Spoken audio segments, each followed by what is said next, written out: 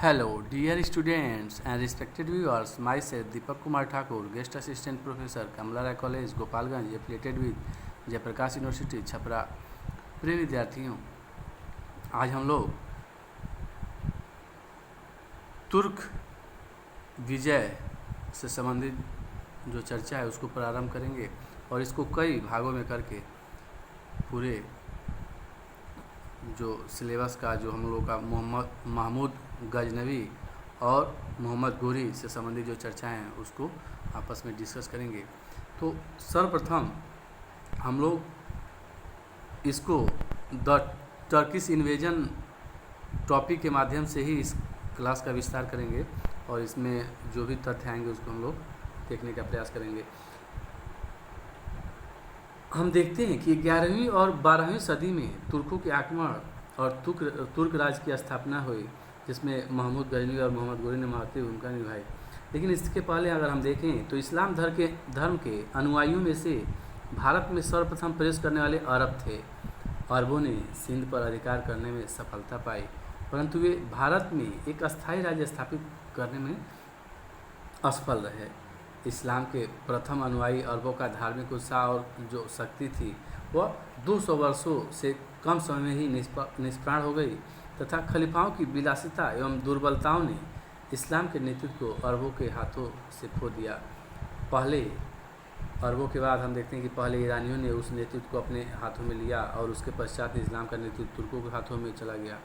भारत में इस्लामी राज्य को स्थापित करने का श्रेय तुर्कों को प्राप्त हुआ। तुर्क अरब और ईरानी दोनों से भिन्न थे। उनमें न तो अरबों जैसी समझदारी थी और न ईरानी जैसी सुसभ्यता। उनकी बुद्धि और व्यवहार का मुख्य आधार उनकी तलवार की शक्ति थी। ये अत्यंत भौतिकवादी और पूर्ण व्यवहारिक थे। मंगोलों से उनके दूर के संबंध थे और उन्हीं के भांति वे समय समय पर सभी मानवीय भावनाओं को भूलकर अत्यधिक क्रूर हो जाते थे। वे इस्लाम के नवीन अनुयायी थे, इस कारण वे अरबों और ईरानियों की तुलना में अधिक धर्मांधी थे। उनके हाथों में इस्लाम एक गौरवपूर्ण आक्रमणकारी हथियार के समान था, जिसका उन्होंने सफलतापूर्वक प्रयोग किया। तुर्कों की नस्ल की श्रेष्ठता में विश्वास ने उस हथियार को और अधिक तीक्ष्ण बना दिया। इस प्रकार नस्ल की श्रेष्ठता के विचार इस्लाम के प्रसार के उत्साह और तलवार की शक्ति को लेकर तुर्कों ने जो सम्मान और राज्य प्राप्त करने का प्रयत्न किया उसमें वे सफल भी रहे। यही नहीं बल्कि अगर हम देखें तो बाद में तुर्कों ने संसार की प्रगतिशील शक्तियों में स्थान प्राप्त किया। तुर्क मंगोलों की भांति बर्बर न रहे।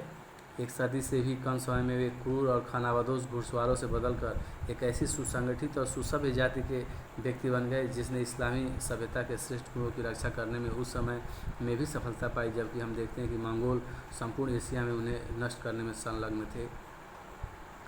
8वीं सदी में तुर्कों ने मध्य एशिया से हटना आरंभ किया और एक के बाद एक सल्जूक, गीज, खिताई, इल्बारी, करलूक आदि विभिन्न तुर्क जातियाँ इस्लामी प्रदेशों में प्रवेश करती चली गईं, जहाँ उन्होंने अपने स्वतंत्र राज्य स्थापित किए।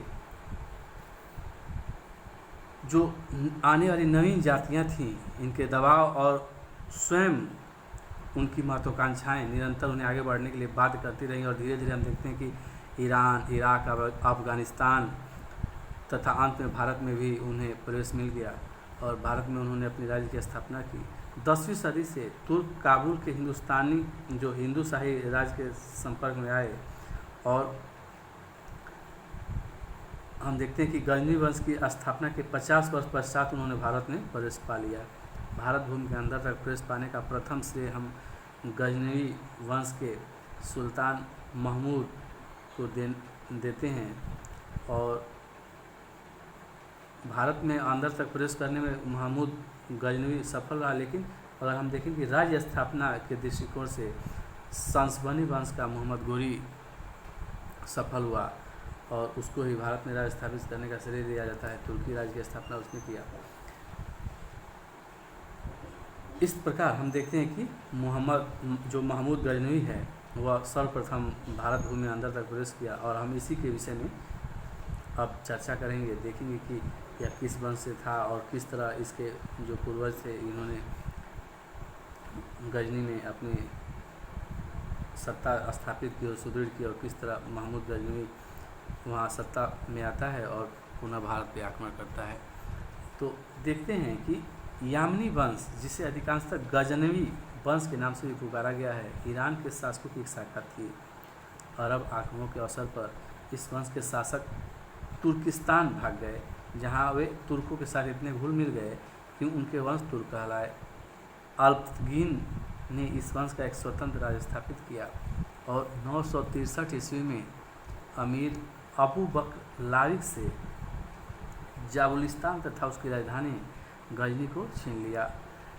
उस समय से गजनी उस वंश के राज्य की राजधानी बन गया। और हम देखते हैं कि उस समय भारत के उत्तर पश्चिम में हिंदुशाही राज्य था, जिसका विस्तार हिंदू कुश पर्वतमाला तक था और जिसने पुनः काबुल को तुर्कों से छीन लिया था। इस कारण गजनी और जो हिंदू शाही राज्य की सीमाएं एक दूसरे से टकराने लगी।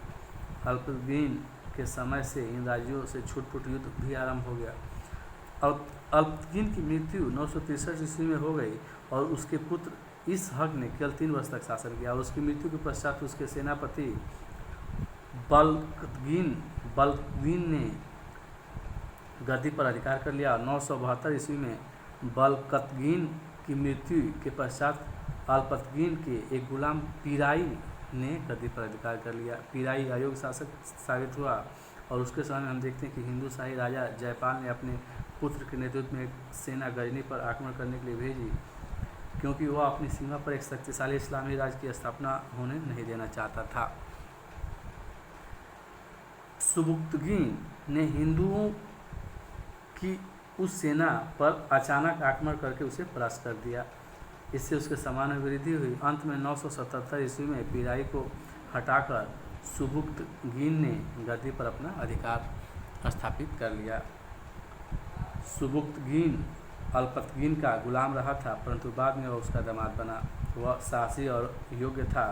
धीरे धीरे उसने बस्त, दवार, उसदार, बामियान, तुर्किस्तान और गोर को जीत लिया। उसने हिंदुशाही राज्य की सीमाओं पर आक्रमण करने आरंभ किए और निकट के कई किलों एवं नगरों को जीत लिया। इतिहासकार उद्वी ने सुबुक्तगीन के उन आक्रमणों को जिहाद बताया है।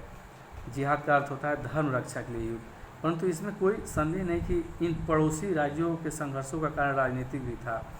और हम देखें तो यह आक्रमण राजनीतिक ज़्यादा था, धार्मिक कम, लेकिन तुर्कों ने इसे धर्म का जो चोला था उस पर उड़ा दिया।